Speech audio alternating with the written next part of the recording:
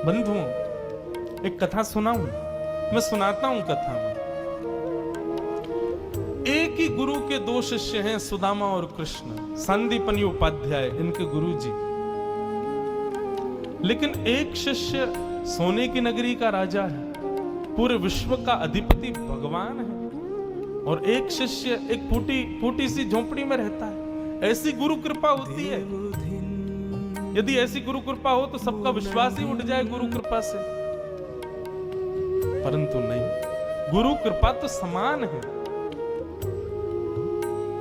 हमारे गुरुदेव सुनाते हैं, एक बार संदीपनी विद्यालय में जब कृष्ण सुदामा पढ़ते थे, तब भृगु ऋषि पधारे, सबसे क्रोधी ऋषि, और आकर के गुरु मां से भिक्षा मांगी। माते भिक्षाम देहि, माता भिक्षा प्रदान करो। मां ने मन में विचार किया कि अभी सामग्रियां तो इतनी नहीं कि मैं भिक्षा दे सकूं। मना कर दिया, बोले भगवान आप कल आ जाना, आज तो भिक्षा के लिए सामग्री नहीं है, शाम को जब आ जाएगी तो कल आपको प्रदान कर दूंगा। अब भृगु ऋषि तो क्रोधी, उनको तो जब मांगे तब चाहिए। नेत्र बंद करके उन्होंने ध्यान लगा करके देखा, क्या इतनी बड़े गुरुकुल की रसोई में कुछ भी नहीं है। तभी उन्होंने पाया कि वन जाने वाले बालकों के लिए पोटली में मैया ने चने रख रखे हैं, कि जो बालक वन में जाएंगे, पुष्प तोड़ के लाएंगे, लकड़ी तोड़ के लाएंगे, वो चने खा लेंगे वन में जाएंगे तो। उनके लिए चने रखे थे। भृगु ऋषि बोले, बालकों की ज्यादा चिंता है, एक ऋषि द्वार पर आया उसकी चिंता नहीं है। थोड़ी दूर जाकर के अपने कमंडल के जल से श्रापित कर दिया, जो भी उन चनों को खाएगा वो लक्ष्मीहीन हो जाएगा, उसके जीवन से लक्ष्मी चली जाएगी, वो निर्धन हो जाएगा। जिस समय भृगु ऋषि श्राप दे रहे थे, सुदामा जी वहीं एक वृक्ष के पीछे बैठ करके कुछ पुष्प तोड़ रहे थे। जैसे ही श्राप दिया, सुदामा जी पहले तो चाहते थे कि मैं जाकर के ये संकेत कर दूं कि भाई उन चनों को मत खाना, उनको शाप लगा है। लेकिन तभी गुरुकुल जाते समय देखा कि सामने से अपने दोनों कमर पर पोटलियां बांध करके कृष्ण चले आ रहे हैं। सुदामा जी बोले, लाला कहां जा रहे हो? बोले, आज तोकू और मोकू वन में जावे की सेवा मिली है, मोए और तोए वन से पुष्प और तुलसी तोड़ के लानी है, लकड़ी तोड़ के लानी है। चल देख, गुरु मैया ने वन में खावे के काजे चना भी दिए, दोनों प्रेम से पाएंगे और प्रेम से वहां से बढ़िया सब कछु लेके आएंगे। आज बालकन में हमारो नंबर आया हो वन में जावे को। सुदामा जी की नजर पोटलियों पर पड़ी, बोले कन्हैया कहीं खा नहीं ले, फेंक देंगे तो कहीं अंकुरित होके वृक्ष बन गए, कोई भी खाएगा तो लक्ष्मीहीन हो जाएगा, मेरो कन्हैया खा लेगो तो लक्ष्मीहीन है जाएगो। सुदामा जी जिद करने लगे, बोले सुन, तू बाकी के सामान रख अपने पास, ये पोटली मोह दे दे, मैं बांधू अपने कमर पे। ठाकुर जी बोले, क्यों, मैंने बांध तो रखी। बोले, तेरो भरोसा ना है, तो को भूख लगेगा तो मेरे बटके ने खा जाएगो, मोकू दे, जब भूख लगेगी तो दोनों बांट के खाएंगे। और जिद करके सुदामा जी ने दोनों पोटली अपने पास रखी। वन में वृक्षों की लकड़ी तोड़ रहे हैं, पुष्प तोड़ रहे हैं, फल तोड़ रहे हैं। सुदामा जी मौका ढूंढ रहे हैं, कब मौका मिले मैं भागूं एकांत में चने खा लूं। तभी जोर की बारिश होने लगी। बारिश के कारण ठाकुर जी तो एक वृक्ष के नीचे जाकर के खड़े हो गए। अरे आजा सुदामा, यहीं खड़ो है जा, बहुत वर्षा हो रही है। पर सुदामा जी एक बगल में एक और विशाल वृक्ष था, उसके ऊपर चढ़ गए, डाल पर जाकर के बैठ गए। वर्षा हो रही थी, ठाकुर जी एक वृक्ष के नीचे खड़े हैं, दूसरे वृक्ष के ऊपर सुदामा जी बैठे हैं। सुदामा जी बोले, यही सही समय है, और पोटलियां खोल करके सुदामा जी खाने लगे। ठाकुर जी ने देखा, ए सुदामा, मेरे उचना है बा में, खा मत जाइयो, रुक जा, बरसा रुकंद, मैं हूं, आ रहा हूं ऊपर। लेकिन सुदामा जी के नेत्रों से आंसू गिर रहे हैं। बोले, लाला तू सदा प्रसन्न रहे, मेरे बट की लक्ष्मी भी तेरे पास आ जाए, तेरे जीवन में कभी कोई कष्ट नहीं आवे, मेरे लाला को कभी रोनो नहीं पड़े, कभी उदास नहीं हो, कभी दुखी नहीं हो, यही मेरी मित्रता को उपहार में अपने कृष्ण को देना चाहूं। और उपहार के रूप में सुदामा जी ने मानो अपने जीवन में प्राप्त होने वाली समस्त लक्ष्मी भी श्री कृष्ण के चरणों में पधरा दी और दोनों पोटली के चने स्वयं सुदामा जी खा गए। द्वारिकाधीश कृष्ण उस दिन तो सोच रहे थे कि सुदामा, तूने एक बार भी विचार नहीं किया कि मेरे भी चने थे उसमें, पा गया। सुदामा जी क्षमा मांगने लगे, बोले माफ कर दे लाला, भूख ज्यादा लगी, हमारे खा गए हो, लेकिन वास्तविकता कौन जाने। मैं तो अपनी कथाओं में कहा करता हूं बंधुओं, हमारे द्वारिकाधीश सोने की नगरी के राजा हैं। राजा तो उग्रसेन है, लेकिन फिर भी राजा द्वारिकाधीश को ही माना जाता है। ये सब सुदामा की देन है द्वारिकाधीश को। सुदामा की बटकी लक्ष्मी है द्वारिका में। सुदामा एक निर्धन जीवन जीता है, सुदामा एक सामान्य जीवन जीता है। क्यों? ताकि मेरो लाला प्रसन्न रहे, मेरो कन्हैया प्रसन्न रहे, वाकु कोई कष्ट नहीं हो, सखा हो तो ऐसा हो। सुदामा जी का जीवन पता है कैसा था? सुदामा जी के घर में आज यदि भोजन बन गया तो निश्चित है 2 दिन तक भोजन नहीं बनेगा। आज यदि एकादशी है तो सुदामा जी नाचते थे, देवी आज एकादशी, आज अन्न बनेगा नहीं। पत्नी कहती हमारी रोज ही होती है, आज इतने खुश क्यों हो रहे हो? कल दशमी को भी हम लोग व्रत में ही थे और कल द्वादशी पर पूरा विश्व एकादशी अन्न खा करके तोड़ेगा, हमारा कल भी व्रत ही रहने वाला है, तो इतना खुश क्यों हो रहे हो आज? सुदामा जी कहते मैं इसलिए खुश हो रहा हूं कि मैंने सुना है एकादशी के दिन जब कोई व्रत करता है तो ठाकुर जी उससे और प्रेम करते हैं। मैं और तू कितने भाग्यशाली, दुनिया के लोग महीने में 2 एकादशी करते हैं, मैं और तू तो 6-7 एकादशी करते हैं दिन में, महीने में। ठाकुर जी हमसे कितना प्रेम करते हैं। अपनी हर स्थिति को पॉजिटिव वे में सोचते हैं श्री सुदामा जी, उसमें कभी अपने आप को कोसते नहीं कि मेरे पास धन नहीं, अन्न नहीं, ये व्यवस्था नहीं, हर चीज में सोचते हैं ठाकुर जी की कृपा।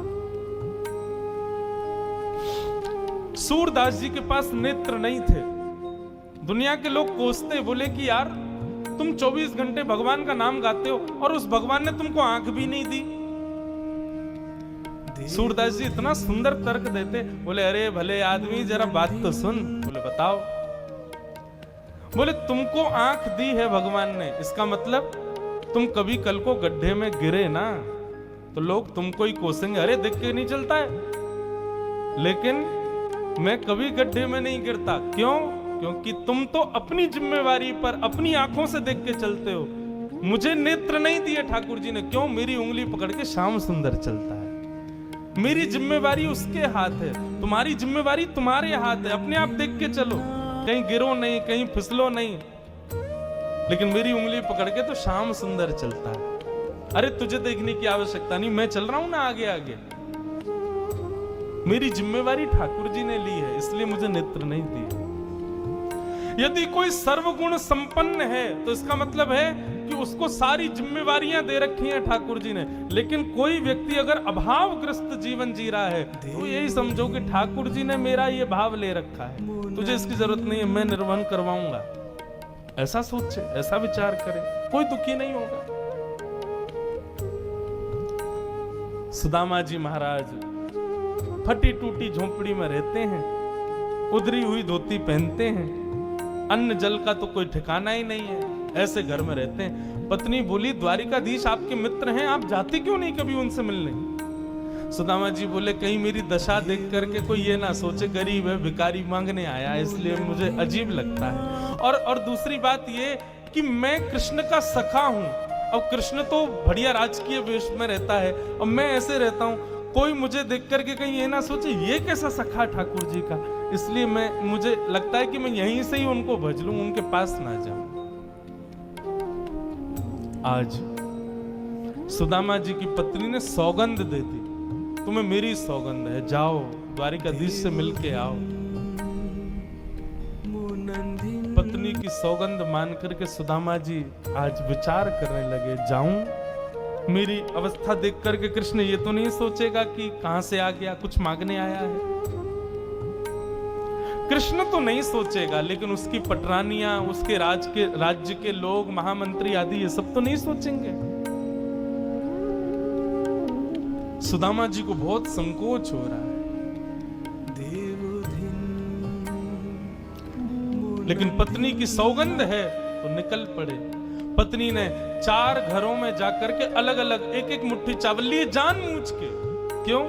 ताकि जब ये पोटली द्वारिकाधीश देखेंगे तो अलग अलग प्रकार के चावलों को देख के पहचान जाएंगे कि एक दाना भी सुदामा के घर का नहीं है। थोड़ी तो कृपा करेंगे मेरे ऊपर।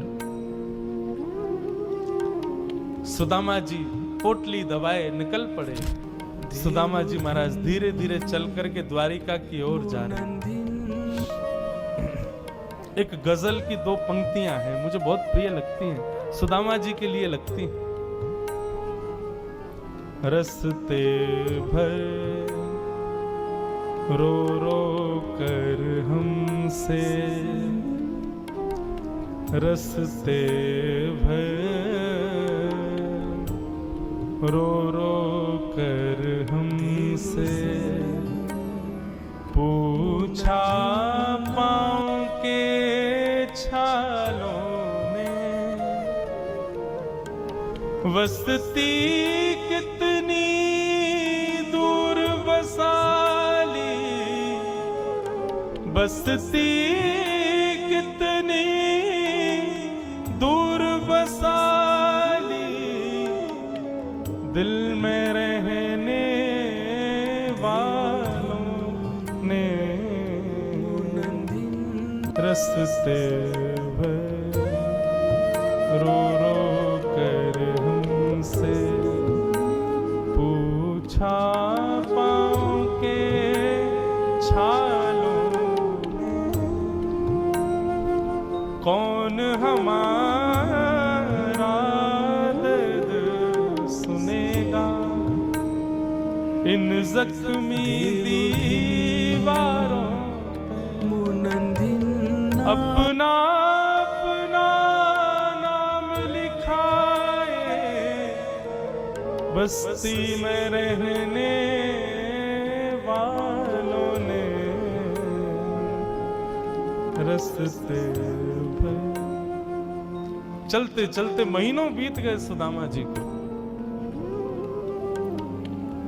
तभी एक व्यक्ति से बोले, भैया द्वारिका नगरी कितनी दूर रह गई है अभी यहाँ से? व्यक्ति हंस करके बोला, भगवान आप गलत आ गए हो। बोले गलत? कितनी दूर आ गए? बोले अभी आप कम से कम 50 कोस और पीछे जाओ, वहां से एक रास्ता मुड़ेगा, वो द्वारिका को जाता है, आप तो कहीं और पहुंच जाओगे अभी। सुदामा जी महाराज बोले, भले पधारे भैया द्वारिकाधीश। चलते चलते चलते मैं तो वैसे ही आधो और आधो रह जाऊंगा, मुझे तो लगे मेरे प्राण ही निकल जाएंगे, मैं द्वारिका पहुंच ही ना पाऊंगा। अब लाला तू वैसे तो हमारे हृदय में बैठो है, चल के तो हम पता ना कब पहुंचेंगे, लेकिन लाला तेरी अगर इच्छा हो तो तू ही बुला ले अब मुझको। और ऐसा कह के सुदामा जी वहीं एक वृक्ष के नीचे लेट गए। जैसे ही लेटे थोड़ी बहुत देर में ही उनको थोड़ी ध्वनि सुनाई देने लगी। नेत्र खोल करके देखा, सोने की नगरी है, चारों ओर जय श्री कृष्ण जय श्री कृष्ण जय श्री कृष्ण नाम की ध्वनि आ रही है। सुदामा जी महाराज थोड़े प्रसन्न हो गए, बोले भैया ये कौन सी नगरी है? किसी व्यक्ति से पूछा ये कौन सी नगरी है? बोले भगवान ये द्वारिका, मेरे कृष्ण मित्र की नगरी द्वारिका। बोले हाँ ये द्वारिकाधीश की नगरी द्वारिका। सुदामा जी तो नाचने लगे, जय हो वारे कन्हैया तेरी कृपा। भैया ये द्वारिकाधीश कहाँ बैठे होंगे? बोले सामने जो महल दिख रहा है इसी के राजा हैं द्वारिका, आप चले जाए। सुदामा जी गए द्वारपालों से जाकर के बोले, भगवान मेरी फटी हुई धोती और मेरे पतले दुबले तन को देख करके आप ये मत सोचना मैं गरीब हूं कुछ मांगने आया हूं, पहले ही स्पष्ट कर दिया मैं कृष्ण का सखा हूं। हम दोनों एक साथ एक ही गुरुकुल में पढ़े हैं, नाम मेरा सुदामा है। आज अपने सखा से मिलने आया हूं, आप कृपा करके उनको जाकर के ये बता दीजिए। और सुनिए, यदि वो बहुत व्यस्त हो तो उनको परेशान मत करो, आपके इतने बड़े महल में कोई खिड़की हो वहां से मुझको उनका दर्शन करा दो, मैं तो केवल उनको देखने आया हूं। द्वारपालों ने बंधुओं ससम्मान सुदामा जी को बिठाया। कई लोग कहते हैं द्वारपालों ने धक्के दे दिए, सुदामा जी भगा दिए। बोले कहां चले आए हो? भगवान के द्वारपाल हैं वो कोई, हमारे आपके जैसे अल्लड़ लोगों के द्वारपाल नहीं है जो भगा देंगे। भगवान के द्वारपाल इतना शिष्टाचार भी नहीं है क्या उनके पास? किसको कैसे सम्मान देना है, बिठाया। कहा महाराज द्वारिकाधीश प्रसाद पा रहे हैं, हम फिर भी निवेदन कर देते हैं। भीतर जाके द्वारपालों ने जैसे ही बताया द्वार पर आपके सखा आए हैं, बचपन के मित्र हैं, नाम उन्होंने सुदामा बताया है। सुदामा नाम सुनते ही भगवान कवल खा रहे थे, खाते खाते रुक गए। बोले क्या नाम बताया? बोले सुदामा। मेरे बचपन के सखा सुदामा आए हैं बाहर? बोले हाँ नाथ सुदामा जी आए। आप प्रसाद पा लीजिए, हमने उनको कह दिया है आप जब निवृत्त हो जाएंगे तब दर्शन कराएंगे। भगवान बोले प्रसाद ये आवश्यक है? मेरे मित्र आए सखाए बाहर खड़े, तुम उनको बाहर ही छोड़ के आ गए। भगवान आज पहली बार बीच प्रसाद से उठ गए, दौड़े। महामंत्री, सेनापति, पत्नियां सब दौड़ रही हैं। ऐसा कौन आ गया जिसके लिए भोजन छोड़ के भागे? द्वार पर दीनहीन सी अवस्था है, सुदामा जी खड़े। भगवान ने जाकर के हृदय से लगा लिया। बार बार उनके मुख को देखते हैं, फिर हृदय से लगाते हैं, फिर देखते हैं, फिर हृदय से लगाते हैं। अपने गले में गलवैया डाल करके लेकर के चल रहे हैं, फिर चलते चलते पता नहीं क्या होता है, ठाकुर जी फिर रोकते हैं, फिर हृदय से लगा लेते हैं, फिर चलते हैं, फिर हृदय, बार बार हृदय से लगा रहे हैं और रोने लग रहे हैं ठाकुर जी। रुक्मणी आदि पटरानियों ने ऐसा दृश्य पहले द्वारिका में कभी नहीं देखा।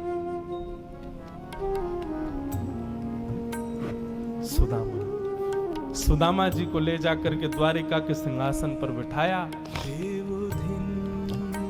भगवान ने अपने नेत्र के अश्रुओं से सुदामा जी के चरणों को धोया और संपूर्ण जल द्वारिका के चारों दिशाओं में छिड़क दिया। बोले हमारी द्वारिका पवित्र हो जाएगी। सुदामा जी के चरणों का चरणामृत। सुदामा जी कह रहे हैं लाला मैं इन सब के योग्य ना हूं, ये सब कहा कर रहे हो भैया? ठाकुर जी बोले आप किसके योग्य हो और कौन किसके योग्य? मुझसे बढ़िया कोई नहीं जानता, चुपचाप बैठे रहो, जो कर रहे हैं करने दो। जो लक्ष्मी सदा के लिए विहीन हो गई थी, उस वही लक्ष्मी आज सुदामा जी के चरण पहुंच रही है। कौन? रुक्मणी। भगवान की सुदामा जी की थोड़ी मैत्री चर्चा हुई। सुदामा जी से भगवान ने पूछा सुदामा जी ब्याह हो गए आपके? बोले हाँ लाला है क्यों ब्याह? बोले ब्याह कर लिया, हमको नहीं बुलाया। बोले लाला कर्जा लेके ब्याह कियो और वह ब्याह में भी सबन को भोजन करावे के चक्कर में मैं और तेरी भाभी तो भूखे ही रहे। 4 दिन बाद पड़ोसी ने आके भोजन दियो तब जाके तो पेट भरो। अब वहां में तो को बुलाते तो लाला तो पवानो तो बहुत दूर की बात, अब तू आते तो तेरे संग घोड़ा आते, सैनिक आते, इनको ही नहीं पवा पाते। ऐसे ब्याह में फिर हम कैसे बुलाते लाला? हमारे निमंत्रण नहीं दियो। मेरी छोड़ लाला, तू बता तेने ब्याह कर लियो? बंधुओं, ठाकुर जी के पुत्र प्रद्युम्न की, अनिरुद्ध की आयु 50 वर्ष, भगवान के परपौत्र की आयु 25 वर्ष और स्वयं दादाजी भगवान की आयु 16 वर्ष। ठाकुर जी 16 वर्ष की दिखते हैं हमेशा, कभी उससे बड़े नहीं होते। ठाकुर जी सदा 16 वर्षीय रहते हैं। मतलब ये जब विकार आने प्रारंभ होते हैं ना बालकों में, दाढ़ी मूंछ आ जाना, विकार उत्पन्न होना, थोड़ा अलग अलग से दिखना, भारी आवाज हो जाना, ये विकार जिस आयु से आने प्रारंभ होते हैं ठाकुर जी केवल वहीं तक रहते हैं, उससे आगे ठाकुर जी की आयु नहीं बढ़ती। ठाकुर जी के नाती पोते भी भगवान से बड़े बड़े दिखते हैं। ठाकुर जी 16 वर्ष के ही घूमते रहते हैं पूरे द्वारिका में। सुदामा जी बोले लाला तेरो ब्याह भयो कि नहीं भयो?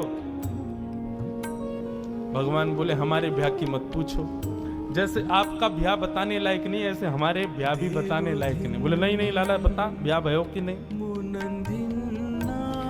भगवान बोले हो गया। अच्छा भाभी कहाँ है? चलो मिलवाएं भाभी से। बोले यहीं बुलाते? बोले नहीं बड़ी जगह चाहिए भाभी से मिलने के लिए। बोले क्यों? बोले अब चलो पता चल जाएगी। विशाल एक सभागृह था, सुधर्मा सभा, और उसमें महाराज असंख्य, जहां तक देखो भगवान की पत्नियां खड़ी हैं, घूंघट सिर पर रखा है, इतनी सारी माताएं बहनें दूर दूर तक सिर दिख रहे हैं, लाल लाल साड़ी पहने भगवान की सब पत्नियां। सुदामा जी बोले द्वारिका की सब माताएं बहनें दर्शन करने आ गई महात्मा का। सुदामा जी बैठ गए।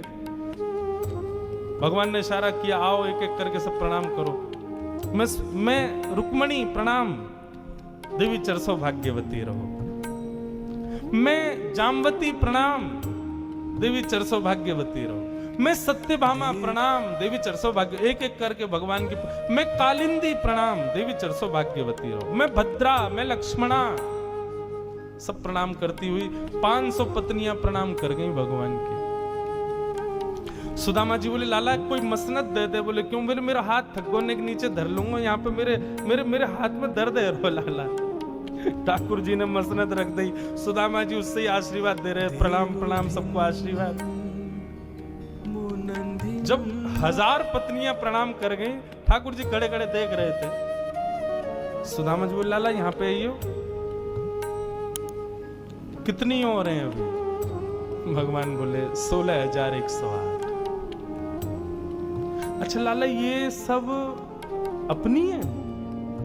भगवान बोले हाँ सब अपनी। वाह लाला, तेने इतने सारे ब्याह किए, 16,108। अरे भैया हमें एक में ही बुला ले तो हम भी आ जाते मालपुआ खावे। हमने एक किया, वहां में नहीं बुलाया, तू नाराज है क्यों? तेने इतने सारे कि एक में ही बुला ले तो। ठाकुर जी बोले कितने ब्याहों में तो मैं भी नहीं गया था, मेरे बिना ही ब्याह है गया, बिना दूल्हा के ही बारात चल गई। बोले लाला देख, पतलो दुबलो समय सुदामा 500,000 पत्नियां प्रणाम कर गई, मेरा तो अभी से बीपी हाई है गो। लाला 16,000 उनको आशीर्वाद दूंगा तो मुंह तो लगा मेरे प्राण ही निकल जाएंगे। एक काम कर, पत्नी तो 16,108 है, पति तो अकेलो तू ही है ना। बोले हाँ, एक काम कर, तू मुंह को प्रणाम कर, मैं तू को आशीर्वाद दे दूं। और सब पत्नियों की ओर से द्वारिकाधीश दंडवत कर रहे हैं और सुदामा जी दोनों भुजा से आशीर्वाद दे रहे हैं। इस दृश्य को देख करके द्वारिका के लोग बलियां लेने लगे। जय हो, धन्य है हमारे द्वारिकाधीश। एक ब्राह्मण को कितना सम्मान देना चाहिए, द्वारिकाधीश से सीख। अपने राज सिंहासन पर बैठा दिया, ये भी विचार नहीं कर रहे हैं कि मैं द्वारिकाधीश हूं, मैं जगत नियंता जगदाधार हूं। साष्टांग दंडवत प्रणाम कर रहे हैं सुदामा जी को। सुदामा जी उनको आशीर्वाद दे रहे हैं। ऐसे कृष्ण सुदामा प्रेम मिलन को हम बारंबार प्रणाम करते हैं। बंधु, सुदामा जी से बहुत कुछ सीखा जाता है। जीवन में कैसी भी परिस्थिति आ जाए उसमें सकारात्मक ही रहो, कभी भी दोष मत दो ठाकुर जी को। ठाकुर जी क्या कर दिया आपने? नहीं, हम सब अपने प्रारब्ध को भोग रहे हैं। हर भाव में ठाकुर जी की कृपा का अनुभव करो, ठाकुर जी इतना सम्मान देंगे। फिर सुदामा जी वापस लौट करके जब आए तो कुटिया की जगह बड़े बड़े महल खड़े थे। सुदामा जी मंदिर देख के डर गए, पर भगवान की कृपा है। ठाकुर जी ने कहा देखो सुदामा जी। सुदामा जी बोले लाला इतनी व्यवस्थाओं में भजन नहीं होता, मैं तो वन में जाके भजन करूंगा। सुशीला और वहां के बालक रहे आएंगे महल में। ठाकुर जी बोले व्यवस्था मेरे से विमुख व्यवस्था होगी तो भजन नहीं होगा, मुझसे युक्त व्यवस्था यदि मिलेगी तो उसमें भी भजन करो, इसलिए चिंता मत करो। सुदामा जी महल में रहने लगे। इस प्रकार भगवान ने कृपा की। बोलो भक्तवत्सल भगवान की जय। बंधुओं एक बात बताएं आपको, आश्चर्य होगा सुन करके, संपूर्ण पूरी भागवत में श्री सुदामा जी का नाम नहीं है। राधा रानी का और सुदामा जी का, ये दो नाम आपको पूरी भागवत में नहीं मिलेंगे। आप कहेंगे कारण? हमारे शास्त्रों में कुछ नामों को लेना निषेध बताया गया, जैसे कि पति का नाम नहीं बोलना चाहिए, पत्नी का नाम नहीं बोलना चाहिए, एक पुत्र घर में हो उसका नाम नहीं बोलना चाहिए, गुरुजनों का नाम नहीं बोलना चाहिए, अपना नाम नहीं बोलना चाहिए स्वच्छंद अपने मुख से, बहुत रेयर हो तो ही बोलना चाहिए। और हम जिसका बहुत सम्मान करते हैं, बहुत प्रेम जिसके प्रति हमारा आदर सम्मान रहता है, उसका भी स्पष्ट नाम उच्चारण नहीं करना चाहिए। स्वच्छंद नाम बोलने में आयु घटती है, ऐसा शास्त्र आज्ञा। इसलिए ये कुछ नामों के लिए निषेध बताया गया, दोष होता है। इसलिए प्राचीन काल में पत्नियां पति का नाम नहीं बोलती थी, पति भी पत्नी का नाम नहीं बोलते थे, कुछ अन्य उनसे बुलाते थे, क्या बोलते हैं, बहानों से। पर अब सब खुल के ही बोलते हैं। कुछ मर्यादाएं होनी चाहिए, कुछ बंधुओं, संकोच जो होता है ना, संकोच ये गहना है मानव का, इसको पहन के रखा करो कभी कभी। वेदव्यास जी महाराज ने अत्यंत सम्मान किया है सुदामा जी का, इसलिए उनका स्पष्ट नाम नहीं लिखा, केवल ब्राह्मण कहकर के बुलाया। कृष्णस्यासीत् सखा कश्चित् ब्राह्मणो ब्रह्मवित्तमः विरक्त इंद्रियार्थेषु प्रशांतात्मा जितेंद्रिय। भगवान का एक सखा है, सुदामा नाम तो विद्वानों ने रख दिया सुदामा जी का।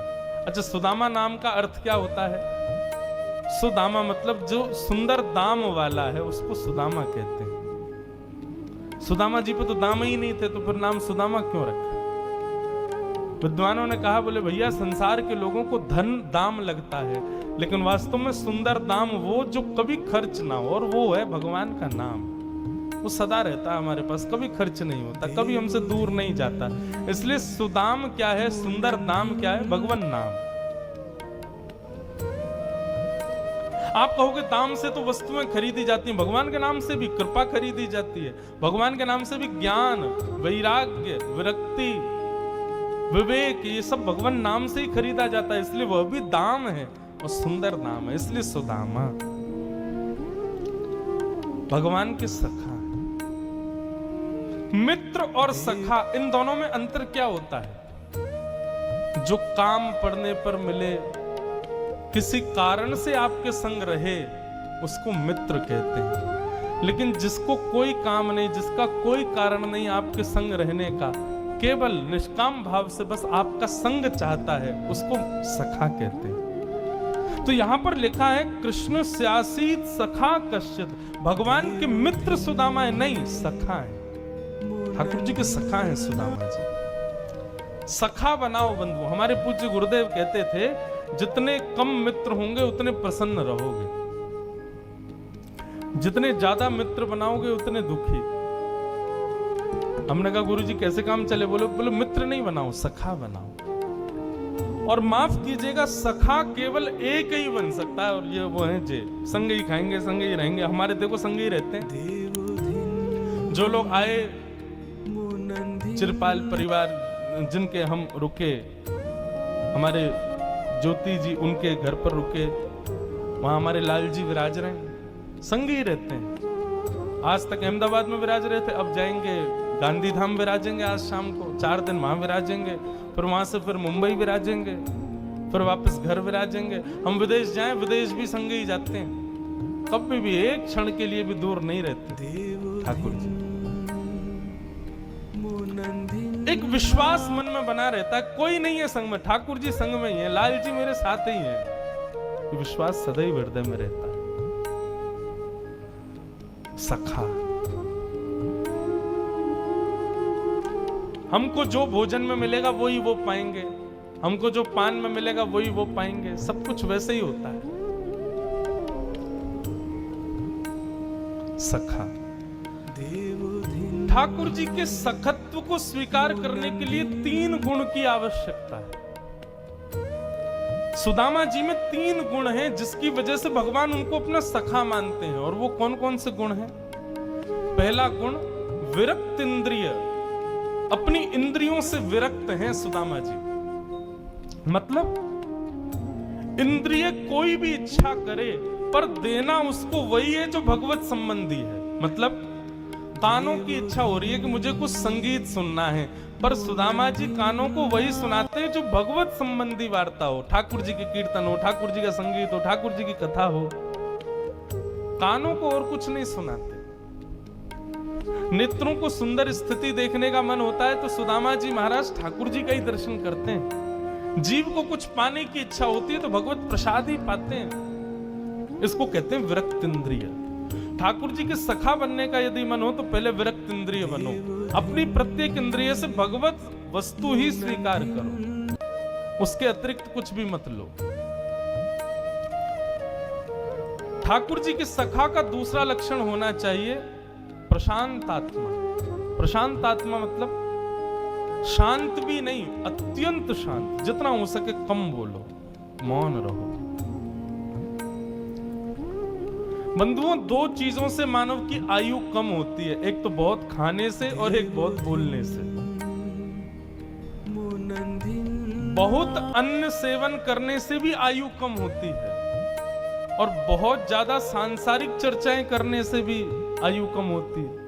एक बार मैं कहीं ये बात बोल रहा था तो एक व्यक्ति आया मेरे पास, बोला महाराज जी आप बोल रहे थे बहुत बोलने से आयु कम होती है। मैंने कहा, बोले आप तो 4 घंटा बोलते ही रहते हो, चुप ही नहीं होते, 1 मिनट के लिए शांत नहीं होते, तो आपकी आयु तो बहुत जल्दी कम हो जाएगी। मैंने कहा हो जाए तो बढ़िया है, लेकिन भैया मेरी बात सुनो। मैंने एक दिन शायद कथा में कहा था, व्यक्ति यदि मौन रहता है लेकिन मौन के बीच में भगवान नाम बोले तो उसका मन टूटता नहीं है। क्यों? भगवत वार्ता, भगवत चर्चा और भगवान नाम, इसका मतलब भी मौन ही माना जाता है। ये कभी बोलने में काउंट नहीं होता। मैं 4 घंटे रोज बोलता हूं, लेकिन सत्य बता रहे हैं ये कभी काउंटिंग नहीं होती होगी कि इंद्रेश कितना बोला। क्यों? क्योंकि कोई फालतू चर्चा थोड़ी करी, कोई संसारी चर्चा थोड़ी करी। कौन प्रधानमंत्री बनना है आपके यहाँ, कौन एमएलए है, कौन एमपी है, कौन क्या कर रहा है, कौन उद्योगपति, कौन कितना कमा रहा है, टर्नओवर कितना चल रहा है। अरे उसको देखा, वो तो बड़ा वैसा है, ऐसा है, गली के लोग ऐसे। ये सब सांसारिक बातें थोड़ी कर रहे हैं हम यहाँ बैठ के, भगवत चर्चा कर रहे हैं। इसलिए ये वाणी, ये शब्द मौन ही माने जाएंगे।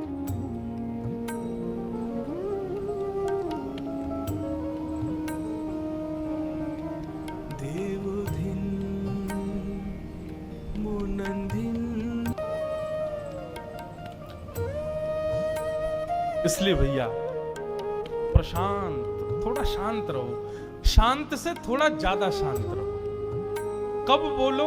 तब ही बोलो जब कोई ऐसी बात लगती हो कि हाँ यहां मेरा बोलना बनता है, या फिर कहीं भगवत चर्चा चल रही हो, भगवत वार्ता चल रही हो, वहां बोलो। बाकी शांत रहो, शब्दों को बचाओ। बंधुओं, ज्यादा बोलने वाले लोगों की जीव में 2 दोष आ जाते हैं। पहला, असत्य संभाषण, उनकी जीव झूठ बोलने लगती है। दूसरा, प्रभाव निरुक्त, मतलब उनकी बात का कोई प्रभाव नहीं होगा ज्यादा बोलने वाले व्यक्ति के। लेकिन जो व्यक्ति कम बोलता है वो जब बोलेगा सत्य बोलेगा, और जब बोलेगा सुनने वाले पर उसका प्रभाव होगा। इसलिए कम बोलना चाहिए। तो भगवान के सखा का पहला लक्षण होना चाहिए विरक्त इंद्रिय, दूसरा लक्षण होना चाहिए प्रशांत आत्मा, अत्यंत शांत, और तीसरा लक्षण होना चाहिए जितेंद्रिय, अपनी इंद्रियों को जीते, इंद्रियों की इच्छा पर वश करे। आपको क्या लगता है हमको प्यास नहीं लगती? 3-4 घंटे बोलते रहते हैं, हमारा गला नहीं सूखता, हमारी जीभ नहीं सूखती? सूखती है, होती है कभी कभी। बहुत आप तो अभी तो महीना बहुत बढ़िया है, यहाँ तो बढ़िया कूलर लगे हैं, वैसे तो एसी संग चलते हैं कथाओं में, लेकिन कई बार हमारी जेठ के महीनों में कथा होती है, जून, मई, जून, और दोपहर 2 बजे से कथा, विशाल पंडाल, 10,000 लोग बैठे हैं, और ऐसा तापड़ा, पूरा पंडाल इतना भवक रहा होता है कि बस ये लगे प्राण निकले क्या। वहां भी 4 घंटे बोलते हैं। लेकिन निश्चित मानिए, कथा जितनी देर मन लगा के चल रही होती उतनी देर इच्छा ही नहीं होती। कथा के उतरते ही प्यास लगती, उतरते ही लगता कुछ दो भैया, गला सूख गया थोड़ा, लेकिन कथा में नहीं होती इच्छा। जितेंद्रिय, अपनी इंद्रियों को जीतो। बंधु, इंद्रियां कोई इच्छा प्रकट करें, तुरंत उनको पूर्ण करने में मत लगा करो। मैं इतने कैसे परिवारों को जानता हूं। एक परिवार है बंबई का, वो शॉपिंग करने दुबई जाते हैं, और वृंदावन केवल लस्सी पीने आते हैं, अमृतसर केवल कुलचा खाने जाते हैं, चेन्नई केवल इडली डोसा खाने जाते हैं, उनको पता चल जाए कलकत्ता से कोई आ रहा है तो भैया सुनो वहां पे ना खजूर वाले रसगुल्ला मिलते, वो लिया ना। अरे मैंने कि यार कितना चटोरे हो तुम, तुम्हारी जीव 24 घंटा इसी में लगी रहती, कौन कहां से आ रहा है वहां से कुछ लिया वे। ऐसे लोगों को ठाकुर जी कम मिलते हैं। ठाकुर जी सखा है, और सखा एक प्रकार से जितेंद्रिय होना चाहिए। अपनी इंद्रियों पर थोड़ा निग्रह करना सीखो, थोड़ा उस पर विजय करो, जीतो। जितेंद्रिय। अच्छा एक बात बताऊं, ये व्रत जो लोग करते हैं सोमवार का, मंगलवार का, एकादशी का, प्रदोष का, मेरी कही एक बात मान लीजिए, आप व्रत में आप क्या करते हो, अन्न नहीं खाते, लेकिन ऐसा व्रत किस काम का, कूटू की पकौड़ी, कूटू की कचौड़ी, और महाराज उसमें भी वो बनता है क्या बोलते हैं उसको, समा की खीर, और उसके खिचड़ी, और जे महाराज इतने सारे। मुझे ऐसा लगता है कि बेचारा रोटी सब्जी से जितनी कैलोरीज नहीं बढ़ाता होगा, एकादशी वाले दिन ज्यादा कैलोरीज बढ़ती होंगी उसकी, इतना खाता तला हुआ। अरे भाई व्रत करना है, व्रत का मतलब होता है एक दिन फल पे रहो, फलाहारी रहो। लेकिन बंधुओं मुझे ऐसा लगता है अब थोड़ा व्रत का नियम बदलना चाहिए।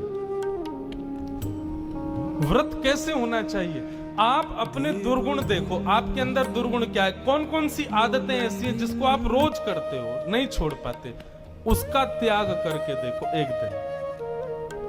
अगली एकादशी मैं ये खाए बिना रहता नहीं, मैं इसको नहीं खाऊंगा, मैं ये नहीं करूंगा, धीरे धीरे ऐसा करो। और सबसे बढ़िया व्रत बताऊं, कहां गया, कहां गया, ये रहा। अगली व्रत पे इसको मत चलाना, एक व्रत इसका करो। अगले व्रत में क्या नियम लिया, आज हमारी एकादशी, बोले क्या, बोले आज हम इसको नहीं चलाएंगे, पूरे दिन देखना ही नहीं है क्या हो रहा है इसमें। लेकिन ऐसा नहीं होना चाहिए कि फोन में मन तो लग रहा है कि यार थोड़ा देख लेते, थोड़ा रील्स देख लें, थोड़ा व्हाट्सएप देखें, क्या किसी का मैसेज आ रहा होगा, क्या हो रहा होगा। यूएस से कभी आते हैं, 16-17 घंटे का फ्लाइट होता है, कई लोग इतने विचलित रहते हैं हवाई जहाज में, एयर होस्टेस के पास जाएंगे, वो वहां पर भी वाईफाई कनेक्ट कर लेते हैं फोन में भी, बोले यहाँ पर भी हमारा नेट चलता रहे, बिना नेट कैसे रहेंगे। सतयुग, त्रेता, द्वापर, कलयुग, 4 युग हैं। सतयुग में प्राण बताए जाते थे अस्थियों में, हड्डियों में, इसलिए सतयुग में बहुत जल्दी प्राण नहीं निकलते थे लोगों के। त्रेता में प्राण आ गए मांस में, द्वापर में प्राण आ गए त्वचा में, और कलयुग में प्राण बाहर आ गए अन्न में। अन्न नहीं खाए व्यक्ति तो निश्चित है कि ज्यादातर लोग बिना अन्न के जी नहीं पाते, पर घोर कलयुग में प्राण चले गए हैं फोन में। कभी कभी मुझे लगता है कि आने वाले 10-15 और साल जब निकल जाएंगे ना, 20-25 साल और हो जाएंगे, तो कभी किसी को, जैसे प्राचीन काल में कोई ईर्ष्यालु व्यक्ति किसी को मारता था तो जहर दे देता था या कुछ भी कर देता था, आने वाले 10-15-50 साल बाद मुझे लगता है उसका ऐसा होगा, इसका फोन चुरा लो, रात में सोए सुबह उठे इसको फोन ही नहीं मिले, क्या होगा, अटैक पड़ जाएगा, मर गया, प्राण निकल गए, कहां चला गया मेरा फोन। निश्चित है ये हो ही जाएगा। आज भी आप सुबह उठते हो, आपकी क्या कहूं, मैं खुद की कह रहा हूं, सुबह उठते ही सबसे पहले हम क्या करते, सही बता, फोन ही ढूंढते कहां है, और नहीं मिले तो आधी घबराहट तो वैसी हो जाती है। जो बच्चे सुबह उठ करके बिस्तर पर पड़े रहते हैं 1 घंटे तक, यदि माता पिता चाहते हैं कि वो थोड़ी फुर्ती में आए, तो सुबह उनके उठने से पहले फोन लेके भाग जाओ। इतनी फुर्ती आपने कभी नहीं देखी होगी, तुरंत बिस्तर से उठेगा, दौड़ेगा, कहां है मेरा फोन, चुस्ती आ जाएगी। तो इसका मतलब क्या, हमारे प्राण बस गए हैं इसमें एक प्रकार से। भैया जितेंद्रिय बनो, थोड़ा जीतो अपने आप को, अधीन मत रहो वस्तुओं के। ठाकुर जी के सखा बनना चाहते हो तो विरक्त इंद्रियार्थेषु प्रशांत आत्मा जितेंद्रिय। सुदामा जी में ये तीनों गुण है।